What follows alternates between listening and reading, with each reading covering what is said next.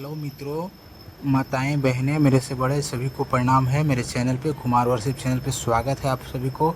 आपको आज के इस वीडियो में बताया जाएगा कि सावन महीने में शिव मंदिर जाने और जल चढ़ाने और पूजा करने से, व्रत रखने से कितने सारे फ़ायदे होते हैं। तो इस वीडियो को पूरा देखिए और क्या क्या फ़ायदे होते हैं उसका जानकारी प्राप्त कीजिए। जैसे सावन में शिवलिंग पर जल चढ़ाने से भगवान शिव प्रसन्न होते हैं और भक्तों की मनोकामनाएं पूरी करते हैं।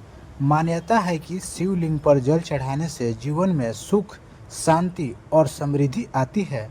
सावन में शिवलिंग पर जल चढ़ाने से जीवन में आने वाली बाधाएं दूर होती हैं। शिवलिंग पर जल चढ़ाने से मन शांत होता है और मानसिक शांति का अनुभव होता है।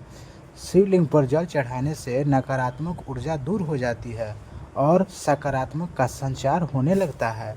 कुछ मान्यताओं के अनुसार शिवलिंग पर जल चढ़ाने से 9 ग्रह दोषों से भी मुक्ति मिलती है। शिवलिंग पर जल चढ़ाने से स्वास्थ्य लाभ भी मिलता है, आदमी स्वस्थ हो जाता है। शिवलिंग पर हमेशा शुद्ध जल का ही प्रयोग करना चाहिए। ध्यान से सुने, शिवलिंग पर कभी भी हम जल का प्रयोग करेंगे तो हमेशा शुद्ध जल का ही प्रयोग करेंगे।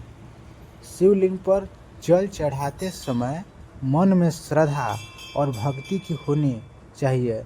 शिवलिंग पर जल चढ़ाते समय मन में श्रद्धा और भक्ति होनी चाहिए।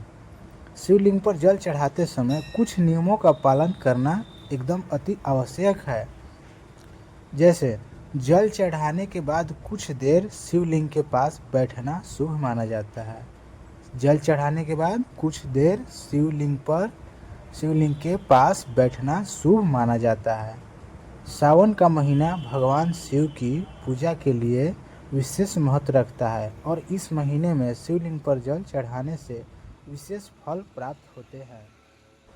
वीडियो में बने रहिए। अभी कथा जो है वो विस्तार रूप से सुनाएंगे, जिसका आपको बहुत लाभ प्राप्त होगा, अनेकों लाभ प्राप्त होंगे। दुख बाधाएं सभी आपके घर से विकार दूर हो जाएंगे। श्रावण सोमवार की कथा के अनुसार अमरपुर नगर में एक धनी व्यापारी रहता था। दूर दूर तक उसका व्यापार फैला हुआ था। नगर में उस व्यापारी का सभी लोग मान सम्मान करते थे।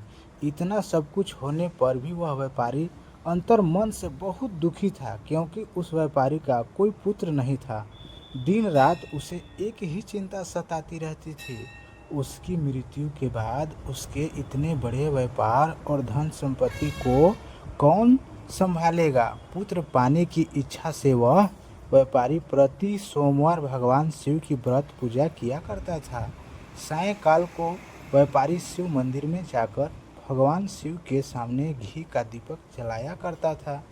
उस व्यापारी की भक्ति देखकर एक दिन पार्वती माँ ने भगवान शिव से कहा, हे प्राणनाथ, यह व्यापारी आपका सच्चा भक्त है। कितने दिनों से यह सोमवार का व्रत और पूजा नियमित कर रहा है। भगवान आप इस व्यापारी को मनोकामना अवश्य पूर्ण कर दें।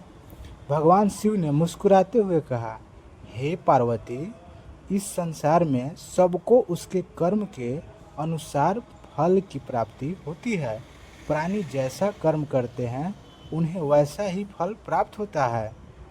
इसके बावजूद पार्वती जी नहीं मानी, वो जिद करने लगी। उन्होंने आग्रह करते हुए कहा, नहीं प्राणनाथ, आपको इस व्यापारी की इच्छा पूरी करनी ही पड़ेगी। यह आपका अनन्य भक्त है। प्रति सोमवार आपका विविधता व्रत रखता है और पूजा अर्चना के बाद आपको भोग लगाकर एक समय भोजन ग्रहण करता है। आपको इससे पुत्र प्राप्ति का वरदान अवश्य देना चाहिए। पार्वती का इतना आग्रह देखकर भगवान शिव ने कहा, तुम्हारे आग्रह पर मैं इस व्यापारी को पुत्र प्राप्ति का वरदान दे देता हूँ, लेकिन इसका पुत्र 16 वर्ष से अधिक जीवित नहीं रहेगा। उसी रात भगवान शिव ने स्वप्न में उस व्यापारी को दर्शन देकर उसे पुत्र प्राप्ति का वरदान दिया और उसके पुत्र के 16 वर्ष तक जीवित रहने की बात भी बताई। भगवान के वरदान से व्यापारी को खुशी तो हुई, लेकिन पुत्र की अल्प आयु की चिंता ने उस खुशी को नष्ट कर दिया। व्यापारी पहले ही तरह सोमवारी का विविध व्रत करता रहा। कुछ महीने पश्चात उसके घर अति सुंदर पुत्र प्राप्त हुआ। पुत्र जन्म से व्यापारी के घर में खुशियां भर आई। बहुत धूमधाम से पुत्र जन्म का समारोह मनाया गया। व्यापारी को पुत्र जन्म की अधिक खुशी नहीं हुई, क्योंकि उसे पुत्र की अल्प आयु के रहस्य का पता था। यह रहस्य घर में किसी को नहीं मालूम था। विद्वान ब्राह्मणों ने उस पुत्र का नाम अमर रखा।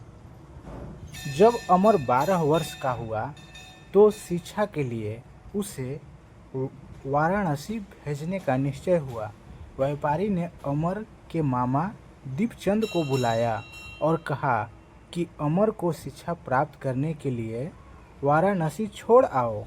अमर ने अपने मामा के साथ शिक्षा प्राप्त करने के लिए चल दिया। रास्ते में जहाँ भी अमर और दीपचंद रात्रि विश्राम के लिए ठहरते, वहीं यज्ञ करते और ब्राह्मणों को भोजन कराते थे। लंबी यात्रा के बाद अमर और दीपचंद एक नगर में पहुँचे। उस नगर के राजा की कन्या के विवाह की खुशी में पूरे नगर को सजाया गया था।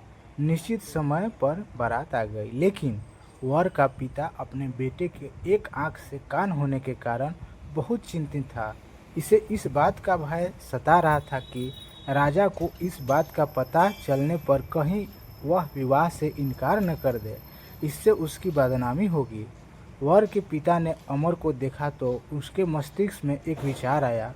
उसने सोचा, क्यों न इस लड़के को दूल्हा बनाकर राजकुमारी से विवाह करा दूं। विवाह के बाद इसको धन देकर विदा कर दूंगा और राजकुमारी को अपने नगर में ले जाऊंगा।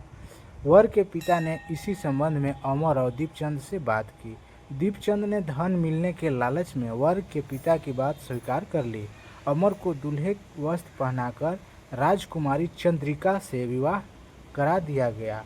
राजा ने बहुत सा धन देकर राजकुमारी को विदा किया।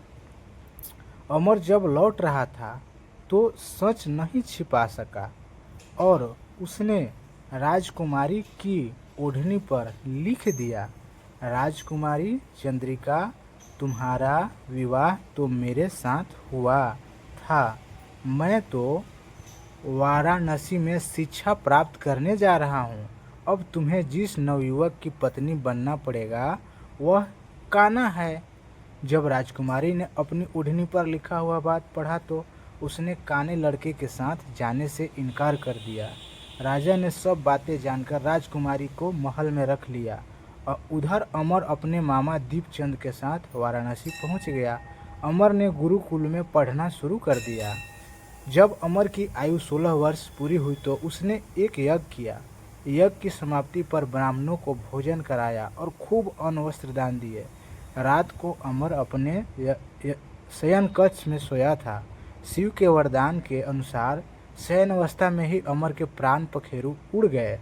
सूर्योदय पर मामा अमर को मृत देखकर रोने पीटने लगा। आसपास के लोग भी एकत्र होकर दुख प्रकट करने लगे। मामा के रोने विलाप करने के स्वर समीप से गुजरते हुए भगवान शिव और माता पार्वती ने भी सुने। पार्वती जी ने भगवान से कहा, प्राणनाथ, मुझसे इसे रोने के स्वर सहन नहीं हो रहे। आप इस व्यक्ति के कष्ट अवश्य दूर करें।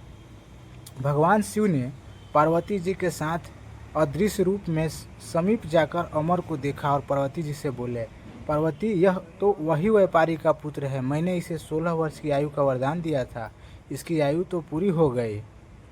पार्वती ने फिर भगवान शिव से निवेदन किया, हे प्राणनाथ, आप इस लड़के को जीवित करें, नहीं तो इसके माता पिता पुत्र की मृत्यु के कारण रो रो कर अपने प्राणों को त्याग कर देंगे। इस लड़के के पिता तो आपका परम भक्त है, वर्षों से सोमवार का व्रत करते हुए आपको भोग लगा रहा है। पार्वती आग्रह करने पर भगवान शिव ने उस लड़के को पुनः जीवित का वरदान दिया और कुछ ही पल में वह जीवित होकर उठ बैठा। शिक्षा समाप्त होने के बाद अमर मामा के साथ अपने नगर की ओर चल दिया। रास्ते में सुरक्षा के लिए राजा ने बहुत से सैनिकों को भी साथ भेजा। दीपचंद ने नगर में पहुंचते ही एक दूत को घर भेजकर अपने आगमन की सूचना भेजी। अपने बेटे अमर के जीवन वापस लौटाने की सूचना से व्यापारी बहुत प्रसन्न हुआ।